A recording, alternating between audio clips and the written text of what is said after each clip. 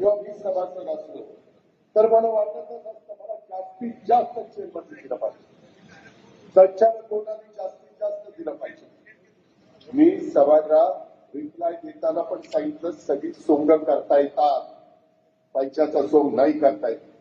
इथं बसणाऱ्यांना किती लोकांना वाटत नाही की माझं आता आहे त्याच्यापेक्षा माझं जास्त असावं, पण का नाही तर आपली आर्थिक परिस्थिती नाही म्हणून. त्याच्यामुळे आहे त्याच्यात आपण आपला संसार कसा चालवता, आपला प्रपंच कसा चालवता, आपल्या मुलाबाळांना कसं दर्जेदार शिक्षण देता, त्यांची लग्न कार्य करता, ते साधारण आपला एकंदरीत असणाऱ्या उत्पन्नाचा विचार करू शकता. तुम्ही जसं कुटुंबाचा विचार करता तसंही लोक माळेगाव सोमेश्वर साखर कारखान्याच्या परिसरातल्या सभासदांचा विचार करतात. आणि राज्यातल्या 13 कोटी जनतेचा विचार करतो. देवेंद्रजी राज्याच्या जनतेचा विचार करतात, एकनाथरावजी राज्याच्या जनतेचा विचार करतात.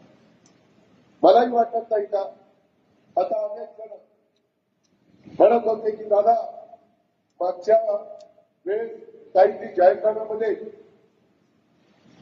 कर्जमाफी जाहीर केली. आज तारीख आहे 28.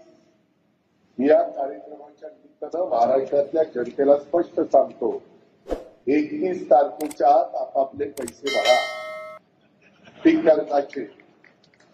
त्याच्यामध्ये जे काही सांगितलेलं होतं ते प्रत्यक्षात कृतीमध्ये येत नाही. कारण 7,20,000 कोटीचा 20,000 नाही 7,20,000 कोटीचा अर्थसंकल्प सादर करत असताना जवळपास थोडे कमी 65,000 कोटी रुपये 3, 5, 7.5 वीज माफी. वीज माफी म्हणजे तुम्हाला माफ आहे पण तुमचे पैसे आम्ही महावितरणला बोलतो. आम्ही म्हणजे तो सरकार. आणि माझ्या लाडक्या बहिणी त्यांच्या 1,500 त्यांना 45,000 कोटीची तरतूद करावी लागलेली आहे. ही गोष्ट ध्यानामध्ये घेतली पाहिजे.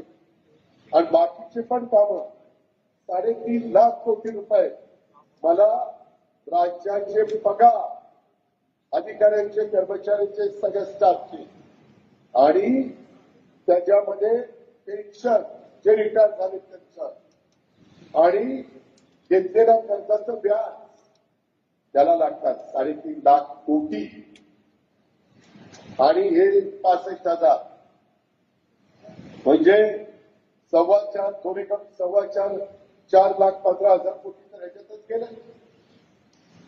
राहिलेल्यामध्ये मला शाळा त्याला पुस्तकं वह्या त्यांना युनिफॉर्म त्यांचे हॉस्टेल त्यांचा बाकीचा खर्च इतर अनेक प्रकारचे खर्च असतात. तुमचे रस्ते लाईट पाणी मूलभूत गरजा या सगळ्या आपल्याला या निमित्तानं द्यावे लागतात.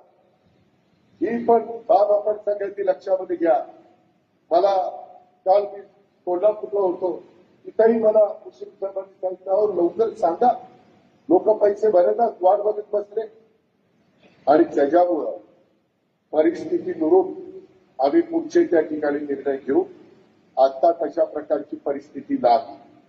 त्याच्यामुळे या वर्षी पण पुढच्या वर्षी पण घेतलेल्या पीक कर्जाचे पैसे भरा.